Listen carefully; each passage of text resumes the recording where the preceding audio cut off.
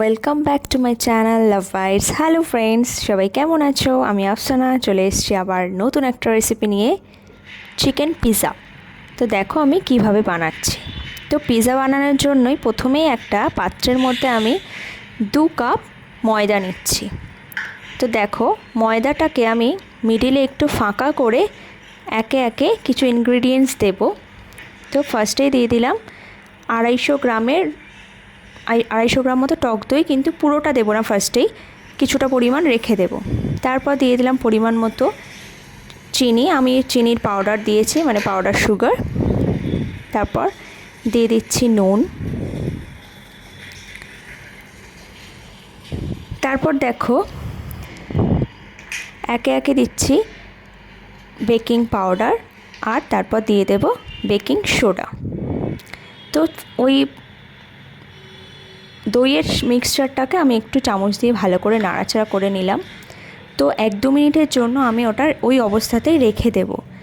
তো দেখো 1-2 মিনিটের মতো রাখার পরে একটু দেখো কেমন ফোম মতো হয়ে গেছে ওই দইয়ের যে মিক্সচারটা। যখন এই ফোম মতো হয়ে যাবে হাত দিয়ে দেখে নেবে, তারপরেই পুরো ময়দাটাকে মাখবে ভালো করে। দেখো আমি ভালোভাবেই মানে আলতো হাতে মেখে নিচ্ছি। আমি যে এক্সট্রা দইটা রেখে দিয়েছিলাম, মানে ওই 250 গ্রামের মধ্যেই যে এক্সট্রা রেখেছিলাম, সেটা পুরোটা দিয়ে দিচ্ছি। একটু জল বা দুধ কিছুই অ্যাড করব না, এমনিতেই ময়দাটা খুব সুন্দরভাবে মাখিয়ে নিলাম। তো দেখো খুব সফটলি ময়দাটা মাখা হয়ে গেছে। এবার আমি একটা লেচির মতো তৈরি করে নেব। ওটাকে আমি 4টে টুকরোতে ভাগ করব। 4টে টুকরোতে ভাগ করে নেওয়ার পর একটা পাত্রেই ওগুলোকে রেখে দিয়ে একটু অয়েল ব্রাশ করে নেব, যাতে উপরের পোর্শনটা ড্রাই না হয়ে যায়। তো এবার পিৎজা বানানোর জন্য আমি যে সসটা বানাবো, সেই সসটার জন্য আমি দেখো কিছু পেঁয়াজ কুচি এবং রসুন কুচি একটু তেলের মধ্যে ফোড়ন দিয়ে নিয়েছি। তারপর দেখো চিকেনটাকেও আমি তৈরি করে নিচ্ছি। চিকেনটা নুন হলুদ দিয়ে ফার্স্টে সেদ্ধ করে রেখেছিলাম। তারপর পরিমাণ মতো আবার একটু নুন, লঙ্কা, জিরের গুঁড়ো ইত্যাদি দিয়ে আমি ভালো করে নাড়াচাড়া করছি। তো নাড়াচাড়া করে যখন মাংসটা কষা হয়ে গেল, তারপর একটু টমেটো সস দিয়ে চিকেনটাকে রান্না করে নিলাম। তো কালারটাও খুব সুন্দর আসে, আর যেহেতু কেচাপ দেওয়া থাকে তার জন্য ফ্লেভারটাও খুব ভালো আসে। এবার আমি একটা হোয়াইট সস বানিয়ে নেব। হোয়াইট সসের জন্য ফার্স্টে দেখো আমি একটা পাত্রে বাটার নিয়ে নিলাম। তারপর সেটা ভালো করে নাড়াচাড়া করে তাতে ময়দা দিলাম। ময়দা দিয়েই ভালো করে নাড়াচাড়া করেই দুধ দিয়ে দিলাম। একটু সামান্য পরিমাণে নুন দিয়ে ভালো করে একটা ক্রিমি টেক্সচার দিয়ে নাড়াচাড়া করেই নামিয়ে নিচ্ছি। তো এবার পেঁয়াজ আর রসুনের যে মানে ফোড়নটা দিয়ে রেখেছিলাম, সেটা এবার পিৎজা সস বানানোর জন্য রেডি করে নেব। তো পিৎজা সস বানানোর জন্য দেখো আমি কেচাপ দিলাম ওই ফোড়নের মধ্যে, তারপর সামান্য পরিমাণে লবণ দিলাম, তারপর কাশ্মীরি লাল লঙ্কা দিলাম, তারপর একটু সামান্য পরিমাণে পাউডার সুগারও দিয়ে দিয়েছি। একটা সুন্দর ফ্লেভার আসবে আর টেস্টটাও ভালো হয়। আর দিয়ে দিচ্ছি চিলি ফ্লেক্স, আর সামান্য পরিমাণে দিয়ে দেব অরিগানো। চিলি ফ্লেক্স আর অরিগানো পিৎজাতে দিলে পিৎজার যে ফ্লেভারটা আসে সেটাই কিন্তু ফ্রেগনেন্সটাও ভালো আসে আর রিয়েলিটি ভাবটাও চলে আসে।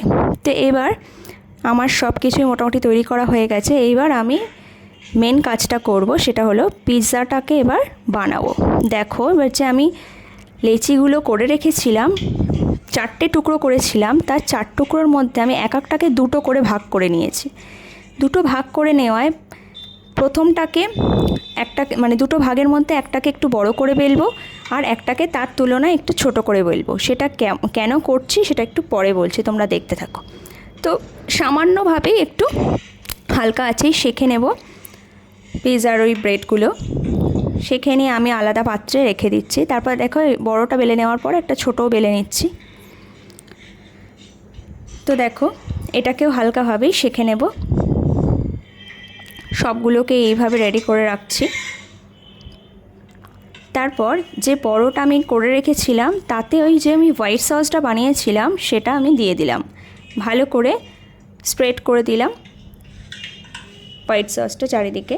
তার মাঝখানে এবার আমি ওই ছোট যে মানে ওর থেকে যে ছোট ব্রেডটা করেছিলাম সেটাকে আমি রেখে দিলাম। রেখে এবার চারিধারটা মুড়ে দিচ্ছি।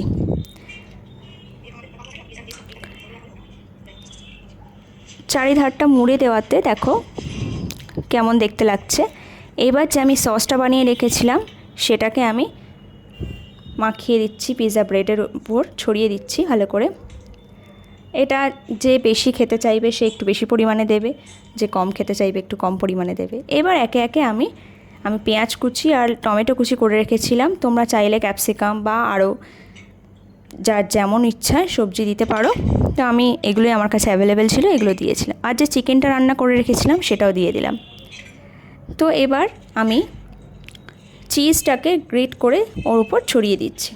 চিজের পরিমাণ যার যেমন ইচ্ছা দিয়ে দিতে পারো। এবার আমি মাইক্রোওভেনে এটাকে বেক করছি। এটাকে গ্যাসের চুলায়ও করা যায়। তো আমার হয়ে গেছে পিৎজাটা বেক করা। তো এবার আমি এই পিৎজাটাকে এবার অরিগ্যানো আর চিলি ফ্লেক্স দিয়ে ডেকোরেশন করব। ফ্লেভারটা আসে ভালো, খেতেও ভালো লাগে। তারপর আমি পিৎজা কাটার দিয়ে পিৎজাটাকে কাট করে নিচ্ছি। তো খুব স্মুথলি কাট হয়ে গেছিলো আমার পিৎজাটা, আর টেস্টও খুব ভালো হয়েছিল। কম খরচায় বাড়িতে বসে পিৎজা খাওয়ার মজাই আলাদা। গরম ছিল বলে আমি তুলতে পারছিলাম না, তো ঠান্ডা হয়ে যাওয়ার পর আমরা খুবই এনজয় করেছিলাম, ফ্যামিলির সবাইকে খাইয়েছিলাম। তো তোমরা সবাই এইভাবে এনজয় করতে পারো। আর প্লিজ প্লিজ প্লিজ এরকম সুন্দর সুন্দর ভিডিও পেতে চাইলে আমার চ্যানেলটাকে সাবস্ক্রাইব করো আর লাইক শেয়ার অ্যান্ড কমেন্ট করো। Thank you.